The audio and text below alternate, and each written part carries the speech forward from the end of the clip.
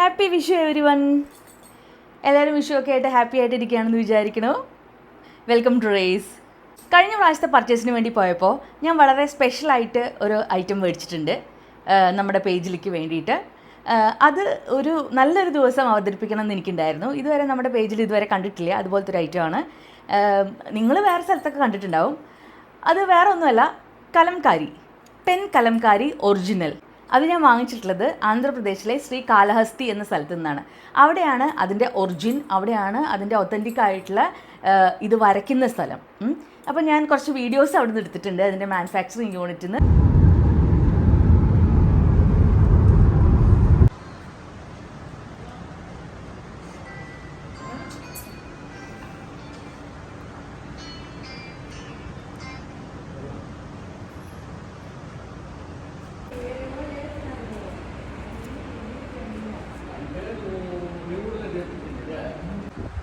ഇതൊക്കെ floral Prince ആണ്.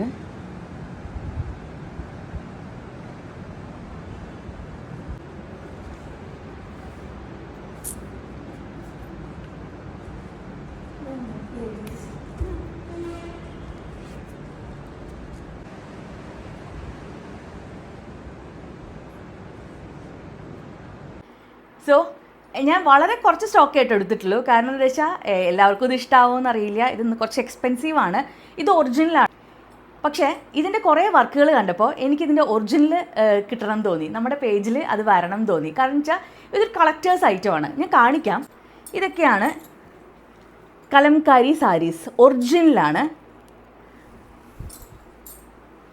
ഇതാ, ഞാൻ ഓരോന്നോരോന്നായിട്ട് കാണിക്കാം. ഇത് ബാംഗ്ലൂർ സിൽക്കും ബാക്കിയുള്ളതെല്ലാം ചന്തേരി സിൽക്കുമാണ്. അപ്പോൾ തന്നെ അറിയാം ഇതിന് അത്യാവശ്യം നല്ല വില ഉള്ളതാണ്.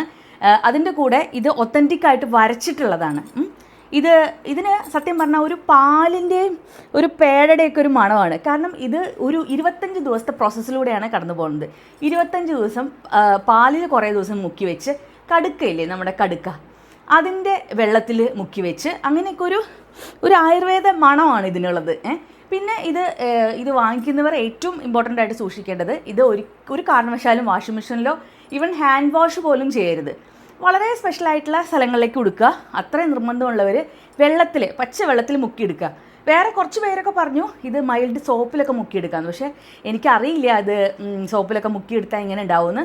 അതുപോലെ ഡ്രൈ ക്ലീനിങ്ങിന് കൊടുക്കാമെന്നും പറഞ്ഞു. പക്ഷേ അതും എനിക്കറിയില്ല. അതിൻ്റെ കെമിക്കൽസൊക്കെ, ഇവർ നാച്ചുറൽ ഡൈ ആണ് ഇത് യൂസ് ചെയ്തിട്ടുള്ളത്. അപ്പോൾ കെമിക്കൽസൊക്കെ യൂസ് ചെയ്യുകയാണെങ്കിൽ ഇതെനിക്ക് തോന്നുന്നു നാശമായി പോകാനുള്ള ചാൻസസ് ഉണ്ട്. ഞാൻ അടുത്ത വീഡിയോയിൽ ഇതെല്ലാം നിവർത്തി കാണിക്കാം കേട്ടോ.